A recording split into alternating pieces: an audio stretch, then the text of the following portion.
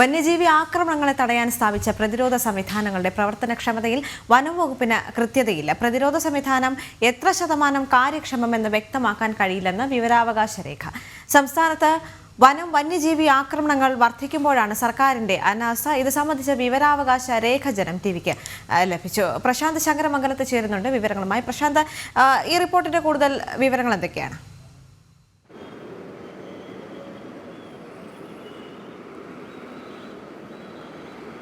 ദേവിക, സംസ്ഥാനത്ത് വനം വന്യജീവി ആക്രമണങ്ങൾ വർദ്ധിക്കുന്ന സാഹചര്യമാണ് നിലവിലുള്ളത്. നമുക്കറിയാം, ദിനം പ്രതി ഈ വന്യജീവി ആക്രമണങ്ങളുമായി ബന്ധപ്പെട്ട വിവരങ്ങളും വാർത്തകളുമാണ് സംസ്ഥാനത്തുടനീളം ലഭിക്കുന്നത്.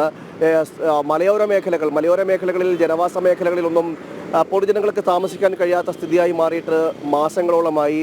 ഒട്ടുമിക്ക പ്രദേശങ്ങളിലും, അതും കാട്ടാനയായാലും ശരി, കാട്ടുപോത്തായാലും ശരി, പുലിയും കടുവയും കാട്ടുപന്നിയും എല്ലാം ജനവാസ മേഖലകളിലേക്ക് ഇറങ്ങുകയും ദുരിതം സൃഷ്ടിക്കുകയും ചെയ്തൊരു വലിയ അവസ്ഥയിലൂടെയാണ് ഇന്ന് സംസ്ഥാനം കടന്നു പോകുന്നത്. നമുക്കറിയാം, മനുഷ്യജീവനടക്കം നഷ്ടപ്പെടുന്ന സാഹചര്യം ഈ കഴിഞ്ഞ 2-3 മാസത്തിനിടയിൽ നമ്മൾ കണ്ടതാണ്.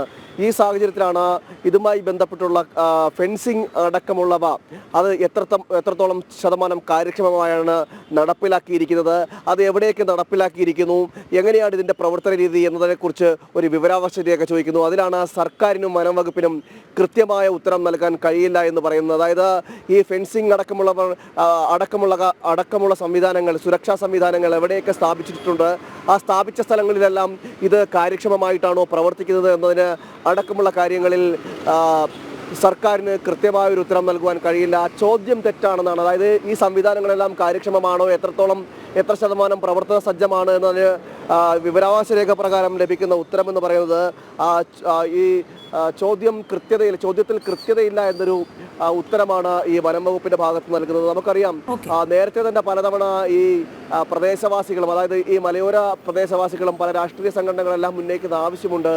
ഇത്തരത്തിലുള്ള സംവിധാനങ്ങൾ കാര്യക്ഷമമാക്കാത്തതാണ് ഈ ആക്രമണങ്ങൾ വരുവാനുള്ള കാരണമെന്ന് മാത്രമല്ല, അതിനെ കാര്യക്ഷമമാക്കണമെന്നുള്ള ഒരു അഭിപ്രായം പലയിടങ്ങളിൽ നിന്നും പല സ്ഥലങ്ങളിൽ നിന്നും ഉയർന്നു വരുന്നൊരു സാഹചര്യമൊക്കെ ഉണ്ടായിട്ടുണ്ട്.